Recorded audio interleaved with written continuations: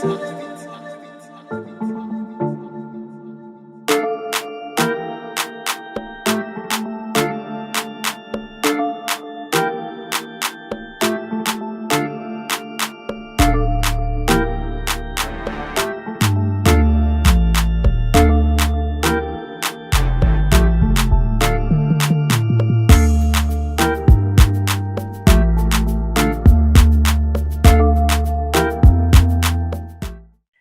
for the purpose of this interview, who are you and what do you do?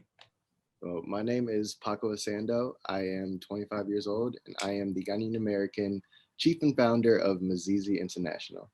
Wow, wow, wow. So Ghanaian American, tell me a little bit about that. Were you born in the States or did you kind of move over post-birth or something?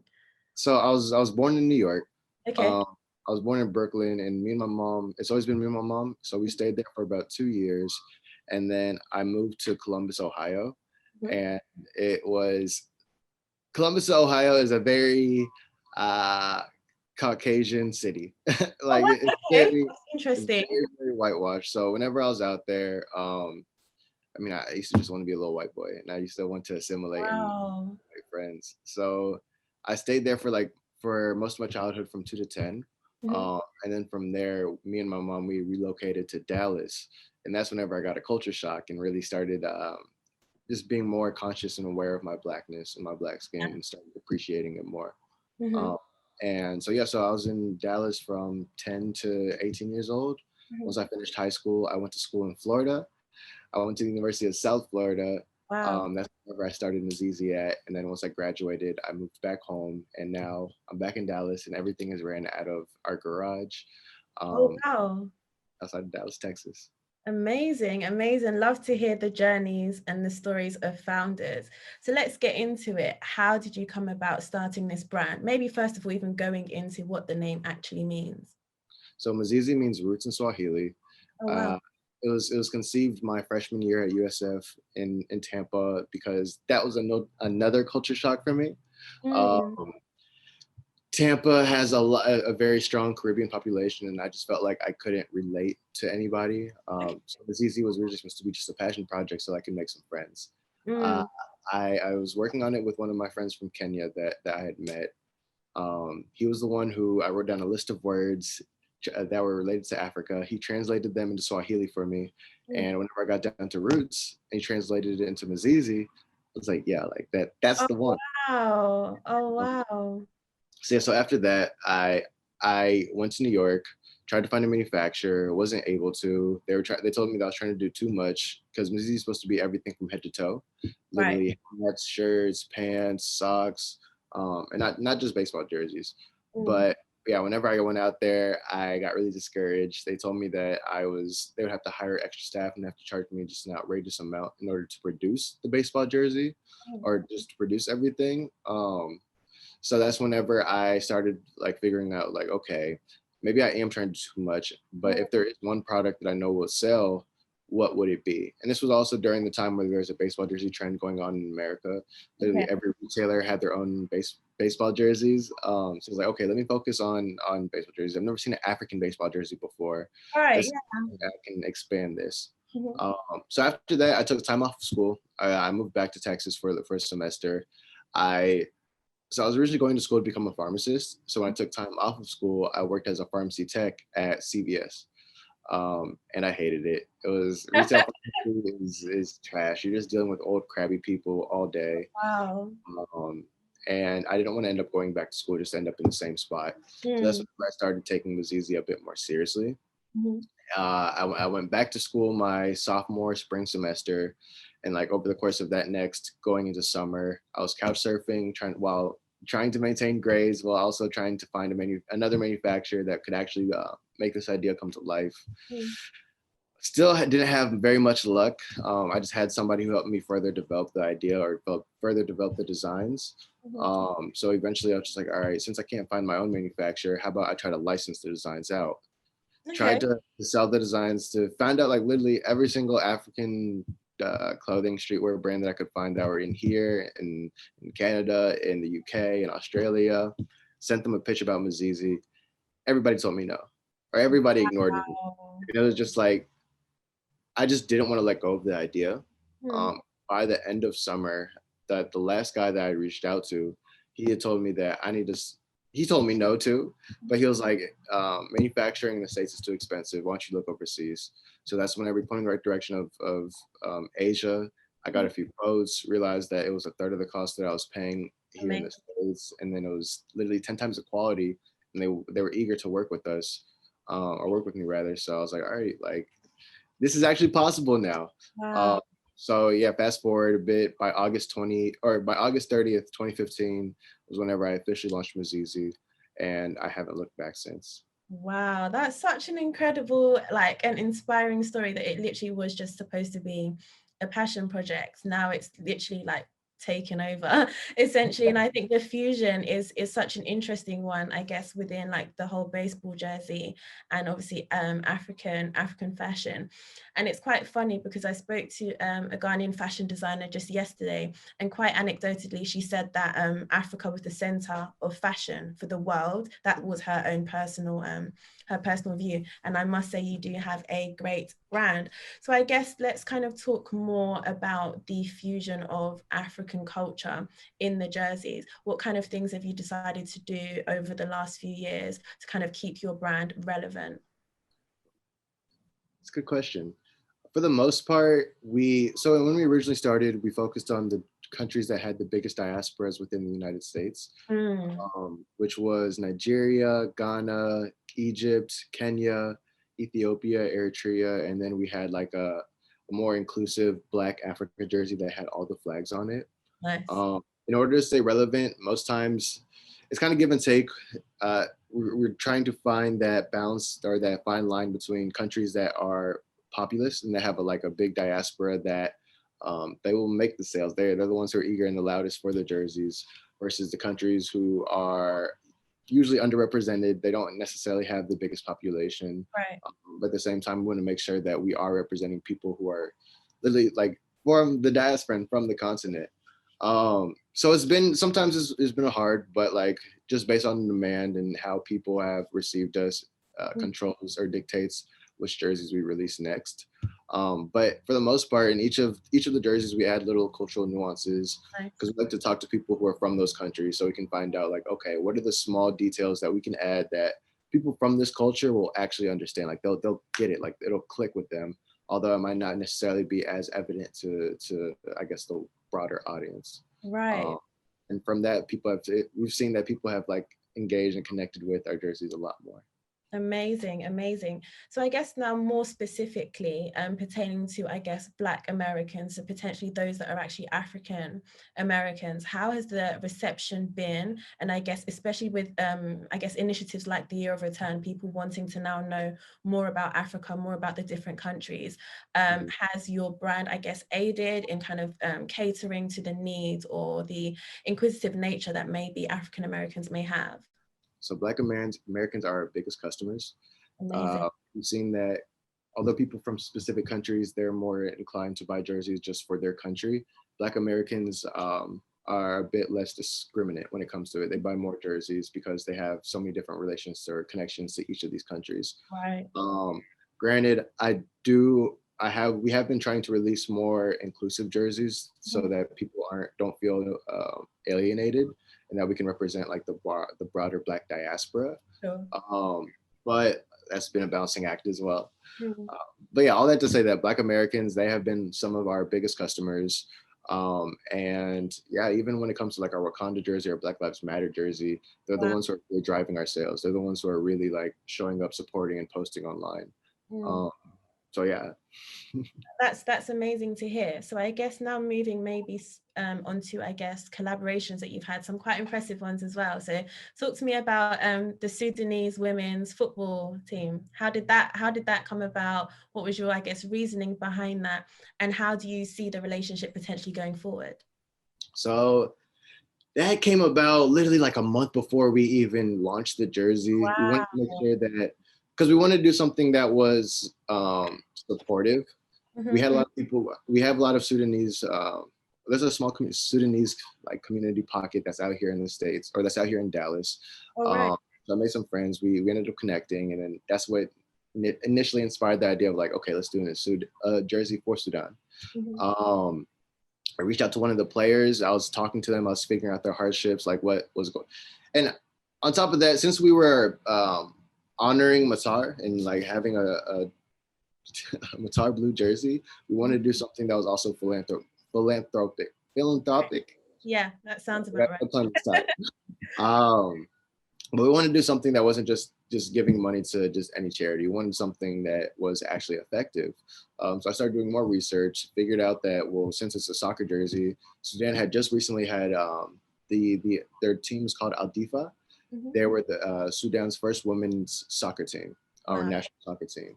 So I was able to connect with one of the players. I started like just learning how her experience has been, if there was any hardships. I learned that there is a bit of,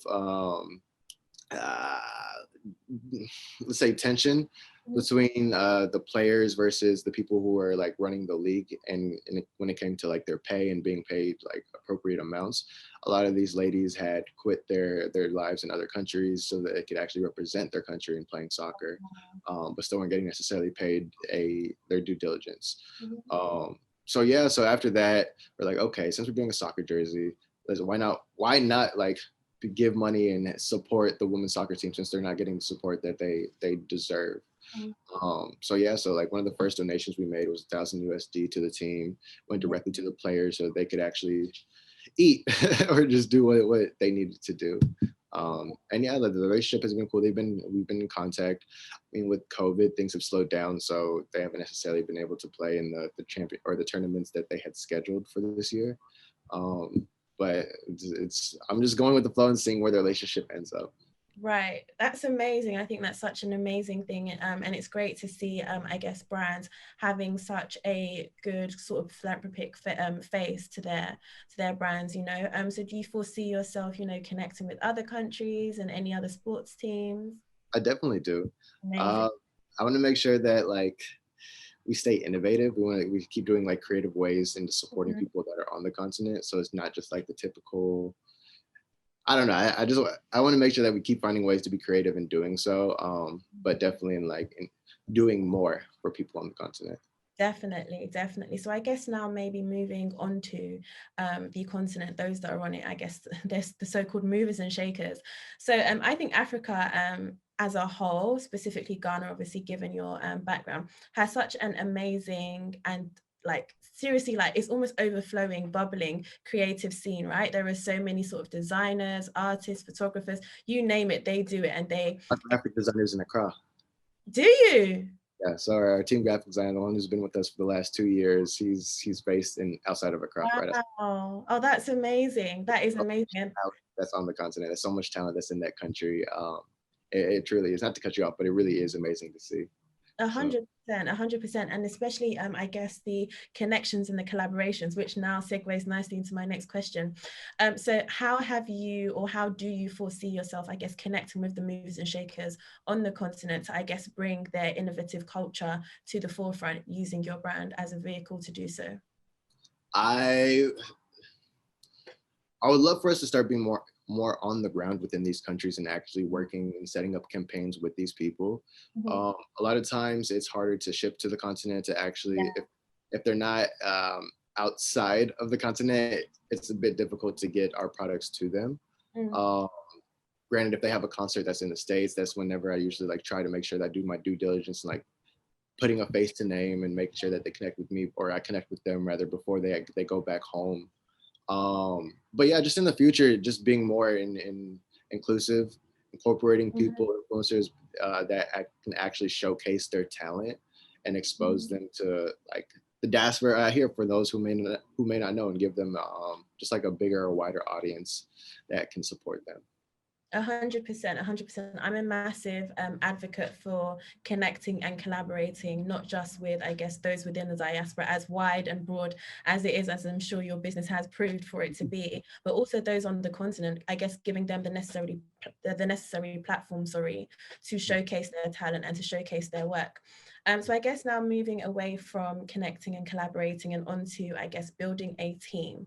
So I think there's like an entrepreneurial spirit going around. It's in the air. People are kind of leaving their corporate jobs maybe and doing their own thing, you know, jumping out. It is scary, but it's not the easiest thing to do. And having a team is very, very important. So could you maybe shed light onto the importance of a team, how you've managed to source your team, I guess, domestically in the States and also outside of the continent also, and how that has worked for you?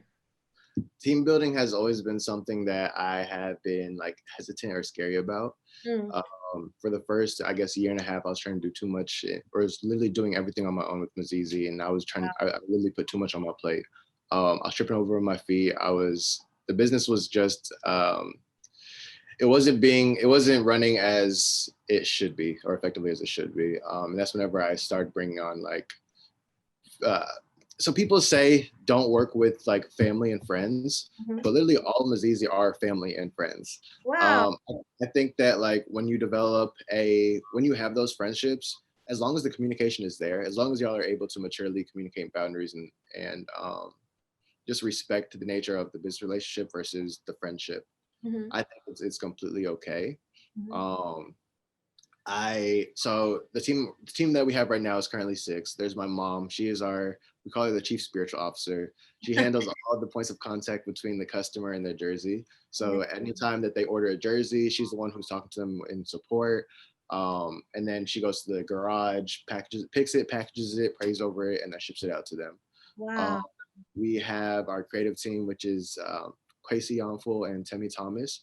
Kwesi is a photographer, Temi's a photographer as well, but they're the ones who come up with our creative direction for our campaigns. I met them it's been about a year and some change now, through mutual friends, because both of them had just moved out to Dallas. Mutual friends had ended up connecting us. I started working with Kwesi, and then long story short, Kwesi was just like, I'm not coming on the team unless you bring Temi as well. And like ever since they both joined, our content has like the creative mind that Temi has is literally amazing. So our content has elevated since then. And then we have Rebecca Onsley. She's Ghanaian. She's in New Jersey. I met her, I want to say 3 years ago, whenever I had spoken at her school. She originally had joined MIZIZI as an intern for research and development, but now she does all of our social media. So she's the one who's MIZIZI's voice on Twitter and Instagram. And then we have our graphic designer who is in Ghana. I met him through a mutual friend as well. And that was because for our 3-year anniversary, I was stressing out. I was trying to, we needed like flyers, we needed graphics. Our current designer just wasn't able to turn around fast enough.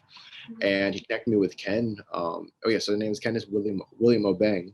And yeah, ever since me and Ken started working together, like it's just flowed. And I think he's very appreciative that he's been able to, that his work is being seen like all over the States. You know, someone who's from Ghana who's never been to the country before, but his work is literally being plastered everywhere out here now. But yeah, so everybody kind of came around in their own way, but everybody's been everybody that's on the team was already a friend. And it's been interesting learning how to work with a team full of introverts. I guess like, let's say 2/3 introverts, as well as remote, just because I've never had a leadership position before or in this kind of capacity. But I mean, it's a blessing because like when you have that many people that are like rolling with you, committing to you and trusting you, it makes you take yourself that much more seriously because you realize that like you have these people's trust, you know what I'm saying? You don't want to let it down. You want to make sure that you're doing everything that you need to do so that you can help them be as great as they need to be, for the wider mission of pushing the business forward. So it's definitely been a journey, but it's been like a blessed one, to say the least. Amazing. That's amazing to hear. So as you mentioned, I guess dealing with introverts and obviously maybe not occupying a leadership prior to, I guess, founding the business. What sort of would you say is the skill that has improved the most and come to the forefront and kind of set you apart as a business owner and as a leader? I think the skills that set me apart is that I'm very laissez-faire. I'm very like, I put people in positions to, I guess, do what they need to do, and then I back off. I try not to micromanage too much, and I let them be as free and creative as they need to be. Mm-hmm. I also think that like one of the skills that improved the most for me was communication, learning to address conflicts or address something at the time that just sooner rather than later, instead of letting things build, and learning how to have hard conversations. A lot of time I'm conflict avoidant, so I try not to, but it's at the end of the day, like there's no such thing as business problems. There's people problems that reflect in the business. Right. So like it's taught me a lot about just how to communicate with people, how to get to just to motivate them, and yeah, how to lead people that necessarily they don't have to commit to you, right? They don't have to care about you, but at the end of the day, they're choosing to. So how, in order to keep them motivated and committed, has been interesting to learn, been a skill set as well.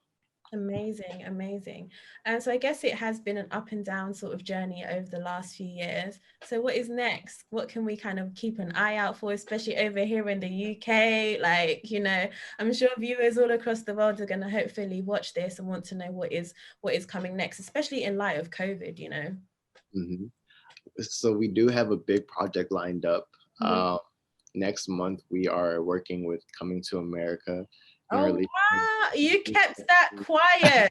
That quiet. It's just coming to America. You know, America is a staple in Black culture across the world. If you didn't watch Coming to America when you were younger, I need you to pause this video and go and watch that movie right now, and then come back and understand why this is a big deal right now. Tell us more. Tell us more. Yeah, we're working on an officially licensed collection for the movie, the sequel that's coming out on December 18th. So we should be on the lookout for some new MIZIZI. We're staying quiet for now. We haven't really publicized it or anything. We haven't said anything, but yeah, we're planning on releasing that this December. Amazing, amazing. This is just adding to now your ever-growing roster, you know, because you kept quiet about the whole Black Panther stuff. I was waiting for you to say a little bit more about that. Maybe touch on that a little bit before we talk more about Africa. So yeah, this was back at the end of 2017, was whenever Black Panther's movie trailer first had premiered. People had hopped on Twitter, and like a lot of our customers were saying, "Hey yo, what do we wear to the premiere?" People were saying let's wear traditional wear. Other people were saying let's wear MIZIZI jerseys. And then there's a small group of people who were saying MIZIZI just needs to make a jersey itself. And like I took the idea, but like in the day, like that's Marvel, right? Like that's a multi-billion-dollar conglomerate. Why would they work with a 3-year-old small Black-owned business?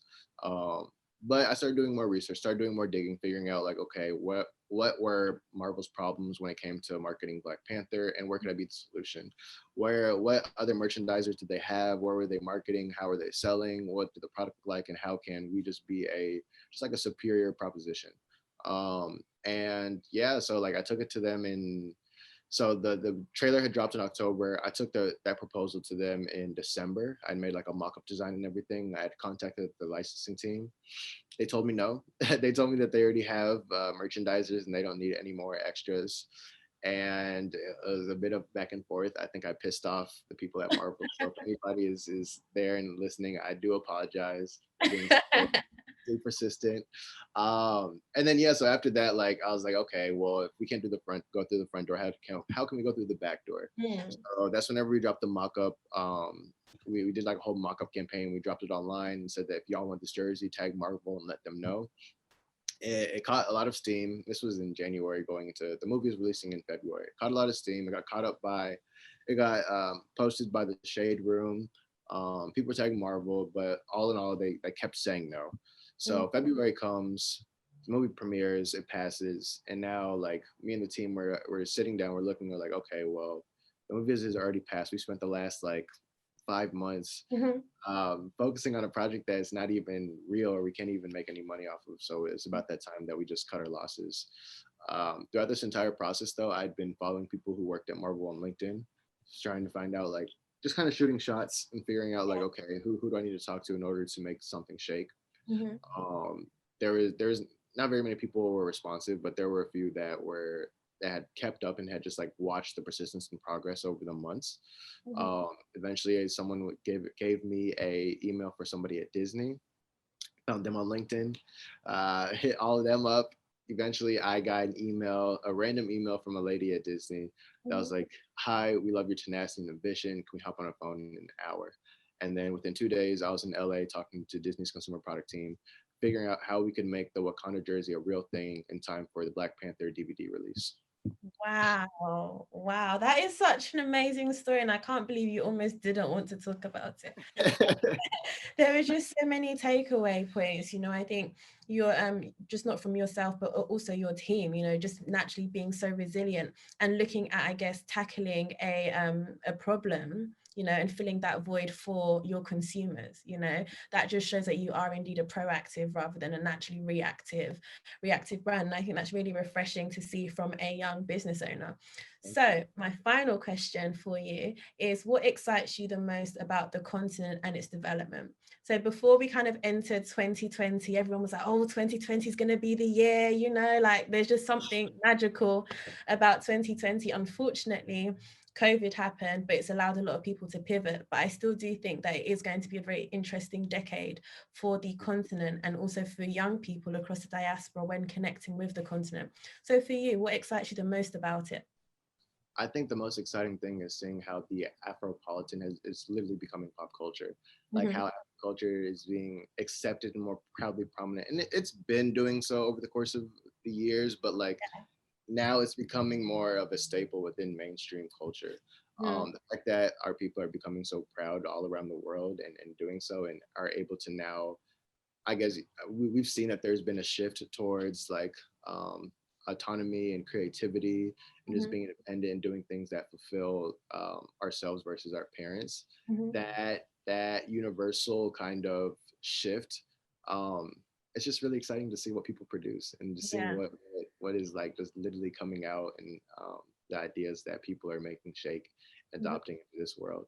So like, yeah, I think that's the biggest thing that excites me the most. Just seeing how, it's like a you can see like a universal like uprising, slowly but surely, but it's here and it's ever growing.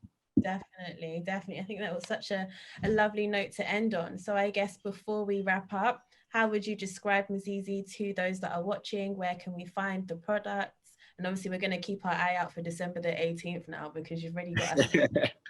So tell us, sort of, I guess, wrap up with how you can describe the brand for those as a good takeaway, and also where we can follow you guys. So MIZIZI, meaning roots in Swahili, is the official streetwear brand for the African diaspora. We currently make jerseys representing different countries and cultures all across the world that connect us at our roots.